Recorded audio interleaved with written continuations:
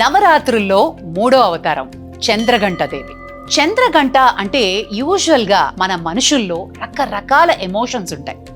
ఆ ఎమోషన్స్ అన్ని మన మూన్ సైకిల్తో ప్యారలల్గా నడుస్తుంది అంటారు. చంద్రఘంట అమ్మవారు ఆ గంటని ఎప్పుడైతే మోగిస్తారో ఆ గంట వినబడగానే ఒకే సౌండ్ మనకు వినబడుతుంది. ఆ ధ్వని ద్వారా మన జీవితంలో ఒక ఈక్విలిబ్రియం తీసుకురావడానికి ఆవిడ తోడ్పడతారు. చంద్రఘంట అమ్మవారికి 10 చేతులున్నాయి.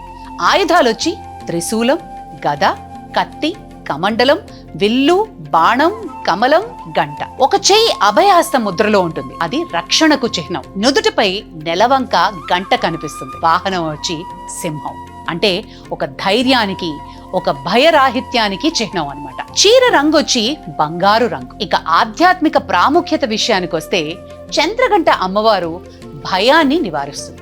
ఇక చంద్రఘంట అమ్మవారిని ఎందుకు పూజించాలి? మనకి జీవితంలో బోల్డ్ అని భయాలు వస్తాయి, వాటికితో పాటు ప్రతికూల వాతావరణాలు కూడా వస్తుంటాయి. ఇవన్నీ తొలగించడానికి అమ్మవారు అభయహస్తాన్ని ఇస్తారు. పోరాటాల్ని ఎదుర్కోవడానికి ధైర్యాన్ని ప్రసాదిస్తారు. కుటుంబాన్ని, శత్రువుల్ని, అలాగే ప్రమాదాల నుంచి రక్షిస్తుంది చంద్రఘంట అమ్మవారు. ఇంట్లో ప్రశాంతత, సామరస్యాన్ని తీసుకొస్తుంది. బేసిక్ గా చంద్రఘంట అమ్మవారు శాంతం ఇంకా ఉగ్రత్వం, ఈ రెండు ఒక బ్యాలెన్స్ కి ఆవిడ ప్రతీక.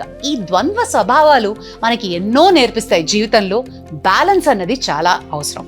ఎక్కడ అవసరమైనప్పుడు ఎక్కడ భయాన్ని జయించాలి, ఎక్కడ కామ్గా ఉండాలి, ఎక్కడ ఫియర్స్ఫుల్ గా ఉండాలి అని నేర్పించే అవతారమే చంద్రఘంట అమ్మవారు. చంద్రఘంట అమ్మవారి యొక్క మంత్రం వచ్చి ఓం దేవి చంద్రఘంటాయై నమః.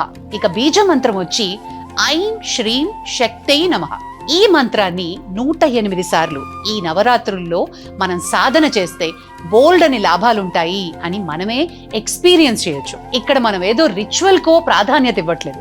మనలోని ఫెమినైన్ ఎనర్జీని ఇన్వోక్ చేసుకునే విధంగా ఆ దేవీ తత్వాన్ని ప్రతిరోజు అధ్యయనం చేసుకుంటూ, అర్థం చేసుకుంటూ, ఆ సాధన చేస్తూ మనం ఎక్స్పీరియన్స్ చేయడమే మన ప్రధానమైనటువంటి లక్ష్యం.